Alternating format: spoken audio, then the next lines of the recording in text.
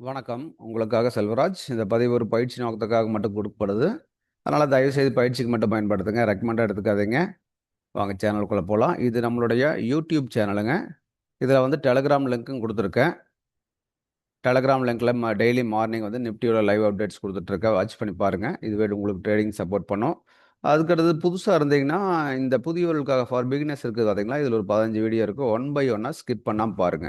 ஒவ்வொரு வீடியோ பார்த்து முடிக்கும்போது பயிற்சி பண்ணிட்டே பாருங்க. பார்த்து முடிச்சுட்டு பயிற்சி பண்ணுங்க. கேப் விட்டு பாருங்க. கன்டினியூவா பார்க்க வேண்டாம். ஒரு 1 மணி நேரம், 2 மணி நேரம் கேப் குடுத்து குடுத்து பாருங்க. ஆல்ரெடி ட்ரேடர்ஸ்னா, இந்த தவறாமல் பார்க்க வேண்டிய பாருங்க. இதுவே உங்களுக்கு ட்ரேடிங்க்கு சப்போர்ட் பண்ணும். இதுவரைக்கும் சப்ஸ்கிரைப் பண்ணாம இருந்தா சப்ஸ்கிரைப் பண்ணிக்கங்க.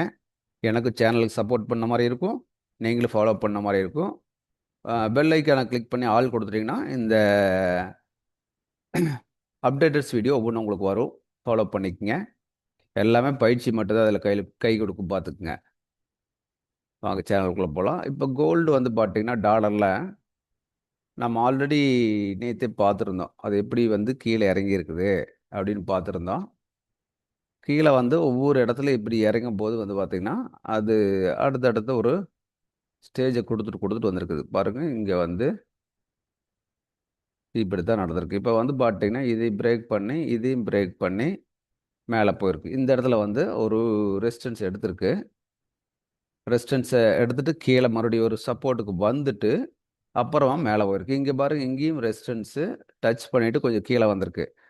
இப்ப வந்து என்னன்னா, அடுத்த ரெசிஸ்டன்ஸுக்கு போயிடுச்சு மார்க்கெட். சரிங்களா? இந்த ரெசிஸ்டன்ஸ்ல போய் இப்ப மார்க்கெட் நின்னுட்டுருக்கு. இப்போ ஒவ்வொரு ஸ்டெப் இறங்க இறங்க எல்லாமே வந்து நம்மளுக்கு ஒரு ரெசிஸ்டன்ஸ் எடுத்துக்க போறோம். ஒரு டவுன் ட்ரெண்ட்ல மறுபடியும் கீழ இறங்கும்போது ஒரே மாரி இறங்கல. ஒவ்வொரு ஸ்டெப் வச்சு இறங்கியிருக்கு. அதே ஸ்டெப் வந்து நம்ம ஒரு ரெசிஸ்டன்ஸ், சப்போர்ட்ங்கிற மாரி எடுத்துக்கிறோம். இப்ப இங்க கவனிச்சீங்கன்னா, இந்த சப்போர்ட்ட தொட்ட பின்னாடி மேல போனதை மட்டும் கவனிச்சு பாருங்க. எங்கேயுமே வந்து லோவ உடைக்கல. புரிஞ்சுங்களா? லோவ உடைக்க இங்க வந்து பார்த்தீங்கன்னா, ஹைய மட்டும் உடைச்சுட்டு போயிட்டு இருந்திருக்கா. ஃபர்ஸ்ட் வந்து பார்த்தீங்கன்னா, கீழ வந்து திரும்பும்போது இந்த ஹைய பிரேக் பண்ணா. ரைட்டுங்களா? ஒரு நல்ல வால்யூமோட பிரேக் பண்ணியிருக்கா. அதுக்கடுத்து இந்த ஹைய பிரேக் பண்ணியிருக்கா. இந்த ஹைய பிரேக் பண்ணிட்டு கீழ வந்தவ மறுபடியும் இந்த லோவுக்கு வரல. அகைன் வந்து கீழ வந்தவ, இதுங்கிறத மறுபடியும் இந்த ஹைய ஒரு வால்யூமோட பிரேக் பண்ணிட்டா. புரிஞ்சுங்களா? அப்போ இதே மாரி தான் ஒவ்வொன்னா பிரேக் பண்ணிட்டு போறா. நான் லோ உடைக்கல அப்படிங்கும்போது, இது இங்கிருந்து அடுத்த ஸ்டேஜுக்கு போயிரும். இங்க போய் ரெசிஸ்டன்ஸ்ல தொட்டுட்டு திரும்புச்சு அப்படிங்கும்போது, கீழ வந்தோனே இந்த லோ உடைச்சிருந்தா அடுத்த சப்போர்ட்க்கு மறுபடியும் வந்திருக்கும். பட் இவன் லோ உடைக்கல. இங்கிருந்து இப்படியே வந்து டிராவல் பண்ணிட்டா. டிராவல் பண்ணவ அடுத்த ரெசிஸ்டன்ஸ்க்கே போயிட்டா. இப்ப இங்க ஒவ்வொரு இடம் பாருங்க எப்படி பிரேக் ஆயி போயிருக்குன்னு. இங்கிருந்து எடுத்துட்டீங்கன்னா, பிரேக் ஆயி போயிட்டே தான் இருக்குது. லோ எங்கேயுமே பிரேக் பண்ணல. டச் பண்ணல. அது பாட்டுக்கு ஐய மட்டும் உடைச்சிட்டு போயிட்டு இருக்குது. அப்ப இது நம்ம தெரிஞ்சுக்கணும். இப்ப இங்கேயே எடுத்துட்டீங்கன்னு கேட்டீங்கன்னா, பாருங்க இங்க ஒரு நல்ல வால்யூம் மூவ்மெண்ட் தான் நடந்திருக்குது. அப்போ இப்ப இதனோட லோ என்ன? இது ஹையா வச்சிருச்சு. இதனோட லோ வந்து இந்த இடத்துல இருக்கு.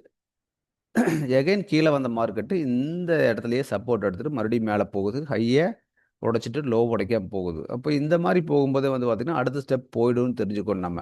மறுபடியும் போயிட்டு இங்க திரும்புன்னு கணக்கு போடுறது தப்பு. ஏன்னா, இங்க வந்து இந்த லோ உடைக்கலைங்கிறது ஃபர்ஸ்ட் பாயிண்ட். அதாவது மார்க்கெட் கீழ வந்தாலும், இங்கிருந்து தான் மார்க்கெட் மேல போயிருக்கு. இந்த லோ உடைக்கல. இங்கிருந்தே அப்படியே மேல போக ஆரம்பிச்சுட்டான். அங்க என்ன பண்ணிக்கிறான், லோவையும் உடைக்காம ஹையை மட்டும் பிரேக் பண்ணிட்டு போயிருக்கான். அடுத்தடுத்த ஸ்டேஜுக்கு போயிட்டான் மார்க்கெட்டு. இப்படித்தான் வந்து நம்ம மார்க்கெட் கீழ வருமா, இல்ல இப்படியே மேல திரும்பிருவானாங்கிறது இப்படியே அண்டர்ஸ்டாண்ட் பண்ணிக்க முடியும் நம்ம. அடுத்தடுத்த கட்டத்துக்கு என்ன நடக்குறான் மார்க்கெட், இங்கேருந்து மேல போறானா, கீழ மறுபடியும் வர்றானான்னு.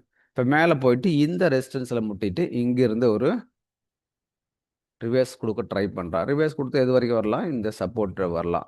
அதாவது முன்னாடி வந்து இது ஒரு ரெசிஸ்டன்ஸா கிரியேட் ஆனது. இப்ப சப்போர்ட்டா மாறியிருக்கு. ஒரு சமயம் வந்தான்னா, இங்க வந்து திரும்பலாம். இங்க வராமயும் கூட திரும்பலாம். ஏன்னா, இங்கெல்லாம் பாருங்க, இந்த லோவுக்கே வராம திரும்பி போறான் பார்த்தீங்களா? அந்த மாரி கூட திரும்பி போறதுக்கு பாசிபிலிட்டி இருக்கு.